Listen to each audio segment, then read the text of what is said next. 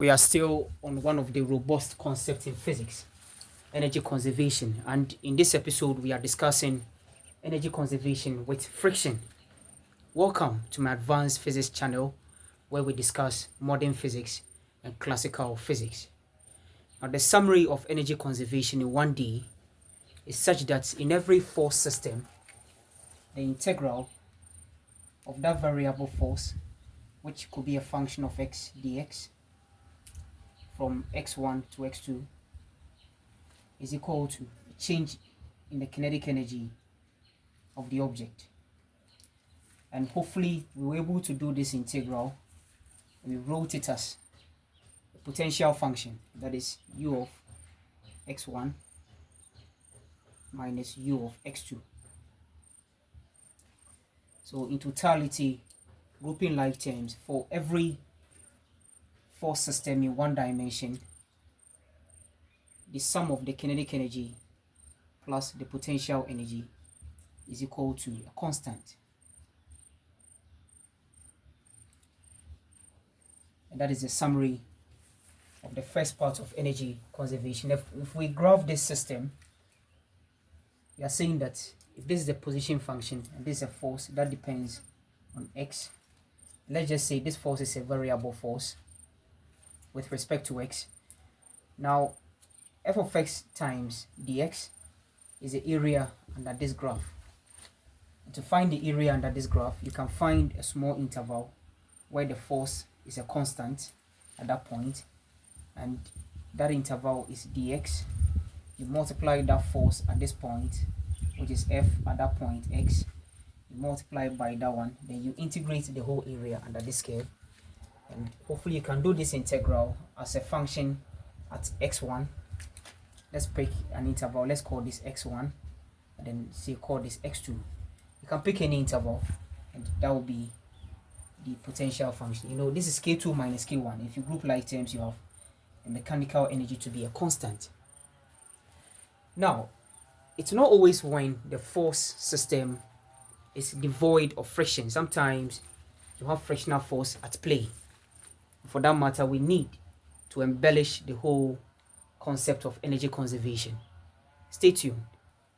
Kindly share, subscribe, click on the notification bell, comment, and like my videos.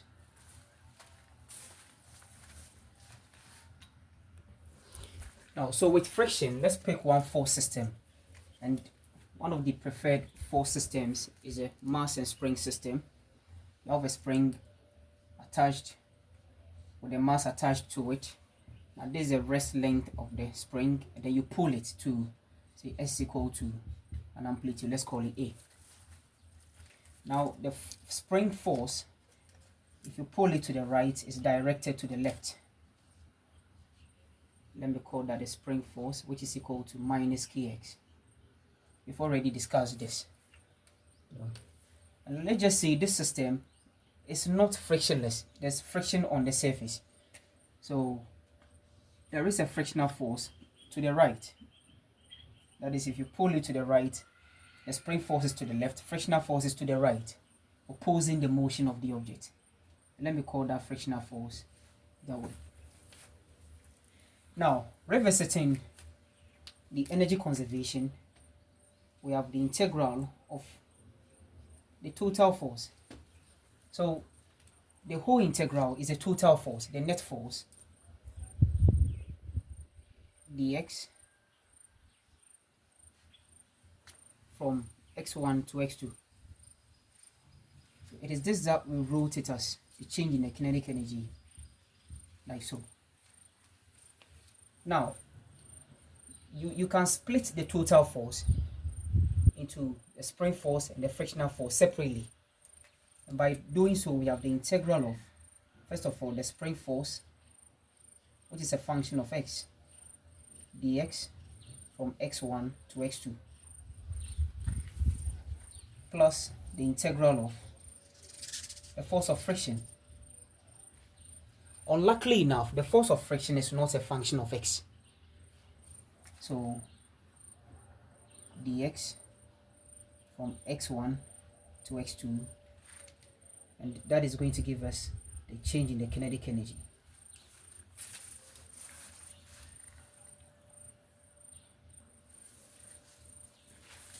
Now, let's call the spring force a good force.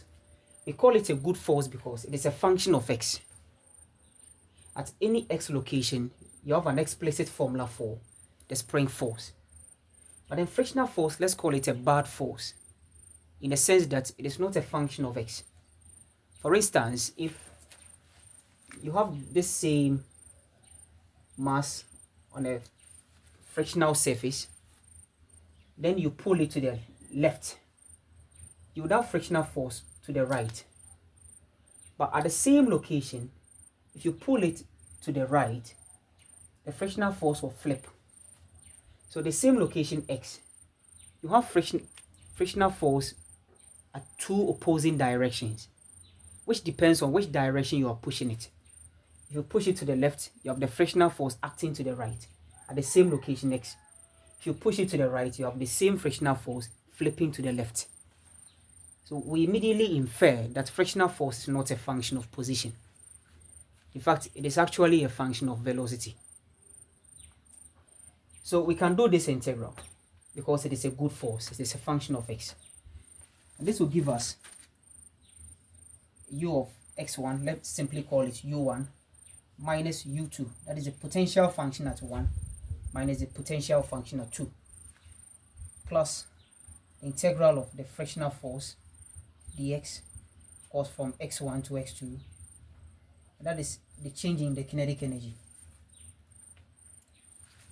So the integral of the frictional force dx from x1 to x2 is equal to the change in the kinetic energy.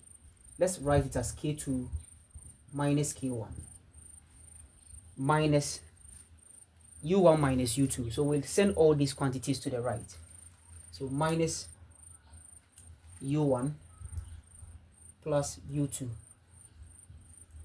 So sending u1 to the right, you have minus u1. Sending negative u2 to the right, you have plus u2. So the integral of the frictional force with respect to x, dx, is equal to, we have k2 plus u2 minus k1 plus u1. That is a simple arithmetic here.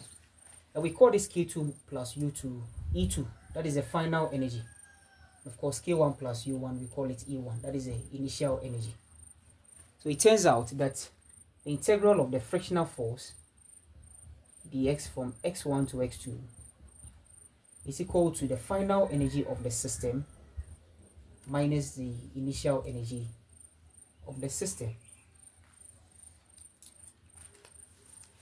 And always, when frictional forces are play, E2 is less than E1.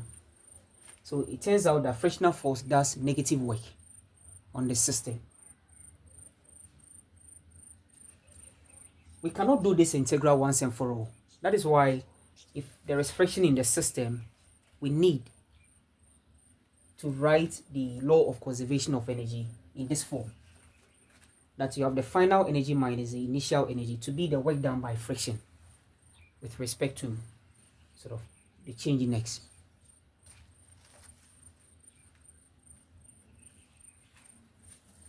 However, in certain cases, if the object is moving, say like in this one-dimensional plane or surface, let's say it is moving to the left or say right, in that specific direction, you can have an explicit constant formula for friction.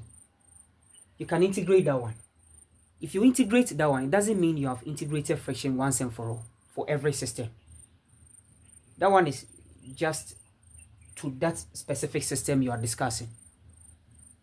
Localized for that system, you can integrate that constant force friction. Let's give one example for that.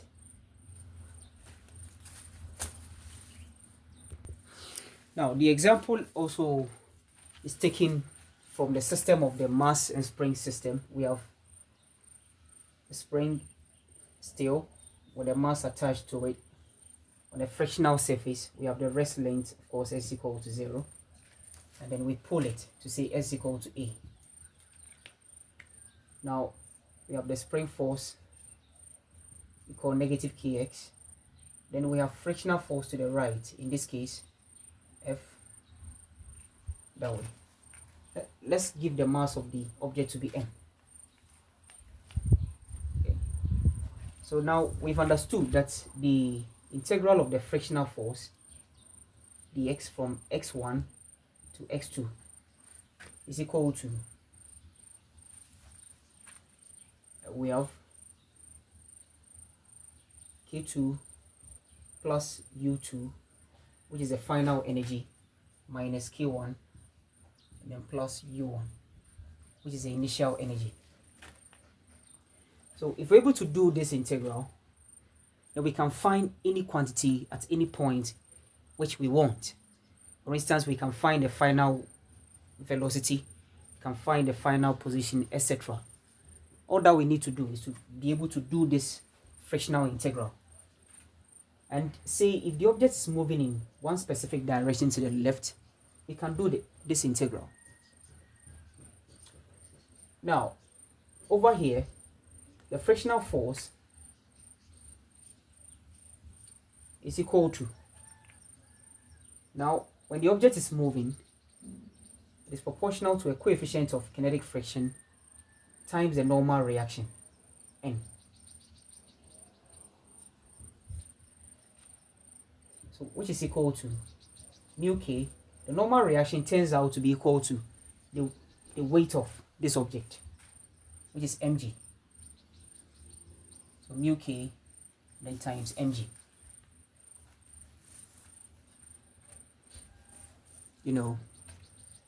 Now, so this integral is going to be an integral of, now we know this constant formula for friction, in this case moving to the left, is a coefficient of kinetic friction times the weight of the object. We have mu k, that is a constant. Let's bring them out. So we have mu k, then we have m, then we have g. All these are constant. So dx from x1 to x2, so that is equal to K2, which is half the mass of the object, V2 squared, plus U2. Now U2 happens to be the potential energy stored in the spring, the potential energy of the spring at the final point 2. Now the potential energy of the spring we know already as half k x squared. So we have half k x2 squared, that is U2, and then we have minus K1, which is half m V1 squared plus half k x1 squared. So we have the integral of dx from x1 to x2. In fact, the integral of dx is simply a distance, x.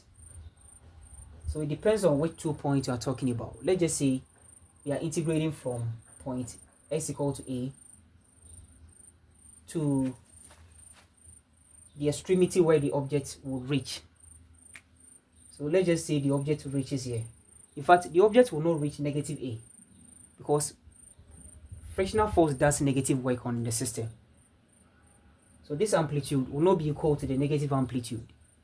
In fact, the object wouldn't reach the same extremity as it started with a. So let's just call that a star, which is not equal to a in magnitude. So this is mu k mg, and then we have the total distance. So the total distance from a to a star is the distance from a to 0, which is a, and then from 0 to a star, which is a star.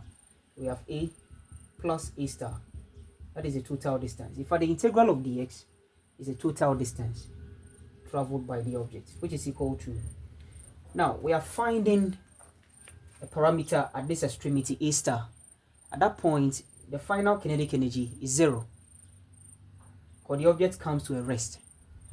And then again, starting with a, the initial kinetic energy is also 0. So this parameter goes away, and then this parameter also moves away. Both half mv2 squared and then half mv1 squared both move away, because the initial velocity is 0, then the final velocity is also 0. And by so doing, you have half kx2 squared, where x2 is a A star. We have A star squared minus half kx1, which is A squared. See? So then let's just say you want to calculate for A star, the extremity where the object would reach. Okay, this is a constant. Mu k is a constant, mg is a constant, A is a constant. A star is arbitrary, we want to find out. K is a constant. A star is what we want to find out. K is a constant, A square is a constant. So then you have an equation quadratic in A star. You have A star squared. Then you take the root of everything, then you find A star. You get two values for A star because it is quadratic. And you would pick sort of a negative because A star is in the negative part of s equal to 0. You see. So though you cannot do the integral of friction once and for all, but in special cases, if the direction is given, say to the left, and then you give me the explicit formula for the frictional force, which is mu k times the normal reaction, where the normal reaction is equal to the weight of the object. You can manipulate the system sort of to get your frictional force. You can integrate that one. Though it's not once and for all, it is localized for this system, you know. Okay. So let's be explicit over here. Now it turns out that the final energy E2 is less than the initial energy E1. So the whole energy done or work done by friction is negative. And for that matter, we introduce a negative here to indicate that the work done by friction is negative. And solve this quadratic and then you find A star. So in summary, in the presence of friction in a force system, the integral of that force, that is a net force, let me call that the total force dx from x1 to x2 is equal to delta k. But then we split this total force into good force, which could be spring force, could be gravitational force, could be anything. Dx, G stands for good, a force that depends on position, and then plus bad force, which we call frictional force, from x1 to x2, of course dx, and that will give you delta k. That is a summary of the law of conservation of energy with friction. Stay tuned. In the next episode, we are looking at the law of conservation of energy in higher dimensions. Kindly subscribe, share, comment, like my videos. Welcome to my advanced physics. Stay tuned.